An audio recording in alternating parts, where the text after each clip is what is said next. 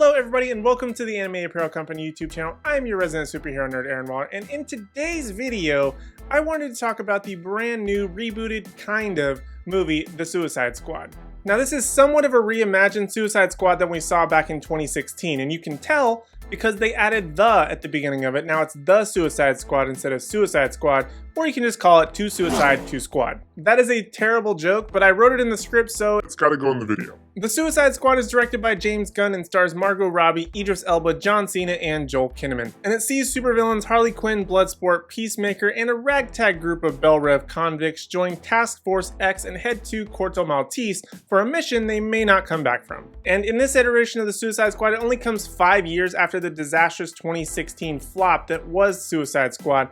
But is it any better? But before we answer that question, I do want to remind you to check out animatedapparelcompany.com for all your awesome nerdy merch from Marvel, DC, anime, Star Wars, gaming, and so much more. And you can even use my special promo code Aaron20 to get 20% off your order, add more stuff to your cart, and save some more money. Now I've said this before in both my own channel, which you should definitely check out, that's a shameless plug, as well as I believe on several other live streams on my own channel, other channels, and things like that, that I often find myself revisiting 2016's Suicide Squad, mainly just to confirm if it was that bad, because sometimes I did enjoy it. It does have little nuggets here and there that I actually did like. And every time I rewatch it, I get confirmation that yes, it is that terrible. But I find myself always wanting to go back every year or two just to double check. But with 2021 Suicide Squad, I do think it was an improvement over that. But I don't find myself thinking that I'll be revisiting it for the purpose of confirming that it was bad, because it was definitely an improvement. But I think I'll be just going back for it for the parts that I liked, because it did still have its problems. So let's talk about some of the good stuff, then we'll transition to the not so good stuff, and then we'll go to like the stuff that I didn't like at all. So the characters of this movie were definitely a big draw for me. We already know that Margot Robbie's Harley Quinn is great. She's probably the most cosplayed female comic book character and sparked a huge resurgence to the character itself. She also got her own solo movie and also happens to be one of the few characters to have transitioned from the original 2016 into this adaptation. One of the other characters that made the jump to this not-so sequel was Joe Kinnaman as Rick Flag. This comes as a bit of a surprise considering that I didn't think that a lot of people liked him to begin with. I mean, I thought he did pretty okay in the first one, but clearly he did enough to come back for this one, so good for him. Then we have Idris Elba's Bloodsport. He's very cool and has a lot of awesome weapons, but he's almost exactly the Will Smith Deadshot character from the first movie, with the same daughter motivation, accuracy abilities, similar armor, and the list goes on. But the characters I found myself most enjoying were King Shark and Peacemaker. King Shark is just kind of a dumb character, which I was hoping for a bit more from him other than just being a dumb muscle character that does all the heavy lifting,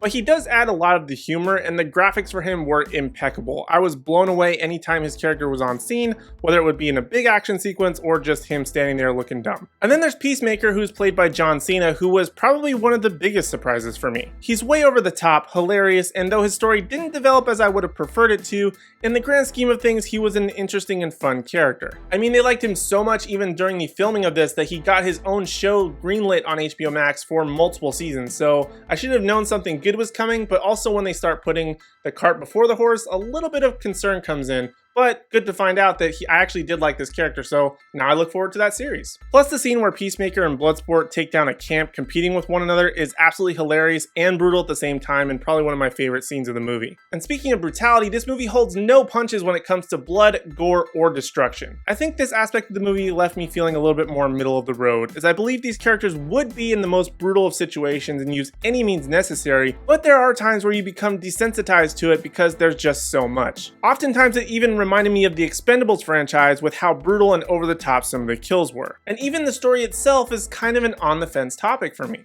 I did enjoy it, and it's definitely a lot easier to keep track of compared to its predecessor, but it felt like something I just didn't care about. It was extremely self-contained, but I never really cared about the result, whether the characters succeeded or died trying. And now speaking of dying, let's talk about some of the stuff that I didn't like. Now I do have a feeling that my opinions on this movie will vastly differ from a lot of the audiences, but either way I still want to know your opinions down in the comment section down below. The first thing that I didn't like was the title sequences that were so prevalent. This may have been beneficial for the DVD so they know where to mark the chapter points so you can skip to different parts of the movie, but realistically they were extremely unnecessary in my opinion and so annoying to look at. And to piggyback off of that point, the bouncing around in time, whether it be 3 days ago or 3 minutes ago, is such a dumb trope. I would have rather they just told a linear story for us to experience rather than having two missions collide into one another and just having told each one separately. Like seriously, just edit it all together going back and forth. We don't need to show one particular story and then jump to how that impacted a different story 5 minutes earlier. It's just really dumb and a total waste of time in my opinion. I also felt like Amanda Waller's attempts to kill any off-mission members of Task Force X toward the end made absolutely no sense. They were in a kill or be killed situation, so detonating the charges in their head before attempting to stop Starro and save the city just made no sense to me whatsoever. I mean, the whole purpose of the Suicide Squad is for them to get the job done or die trying and no harm, no foul be done. Like there'd be no connections whatsoever. So why Amanda Waller's such concern about keeping them alive and them keeping them on mission despite them supposed to be leaving? They were going to go after Starro, which they could have died anyway, so that would have taken care of Amanda Waller's problem either way. I just don't understand where they were going with that. And speaking of Starro, I didn't mind the character too much, and in fact I thought it was kind of an interesting way to introduce the character into the live action universe, but the way he's defeated was so terrible and so stupid. Again, it all comes down to foreshadowing between the javelin thing and like the rats and all this other stuff, and I like this movie, don't get me wrong, but I also didn't like this movie. So I guess to answer the main question of was this the Suicide Squad better than its predecessor, the answer for me would definitely be yes, but just barely. Can you see that much? That's about how much it beat it. Whereas the previous film had a very unique sense of style and flair when it came to the look and the team itself, this one lacked some of that main flair of the visuals in terms of like the color palette and things like that. But it tried to make up for that by having more interesting characters, more depth to them, and making everyone at risk of dying. I mean, absolutely no character was safe, which kind of made it a little bit more of a fun element that anyone could die. Whether you liked this character and saw them from the trailer, or all the way to the very end, you didn't know if somebody was gonna die. So those are my thoughts on the Suicide Squad. Again, it's probably gonna be pretty controversial in comparison to a lot of what the reviews and people are saying about this movie, because from what I hear, a lot of people really liked it. And don't get me wrong, I did like it, but I just feel like I liked only parts of it and not necessarily the whole movie, which is not something I would say I liked the movie, I just liked parts of it. But I still want to hear your thoughts and opinions down in the comment section down below. If you have seen the Suicide Squad, let me know what you thought. Did you think it was better than the predecessor? What was your favorite character? Let me know the answer to all of those questions down in the comment section down below. And also while you're down there, don't forget to hit like, subscribe, and ring the bell notification so you don't miss out on any future videos from me or the rest of the AAC team as we produce new content daily. And we're doing 3 live streams a week, so you don't want to miss out on any of it. Make sure you hit that bell notification so you don't miss out on anything. But other than that, that's all I have for now. Thank you guys so much for watching. I really do appreciate it, and I hope to see you in the next video.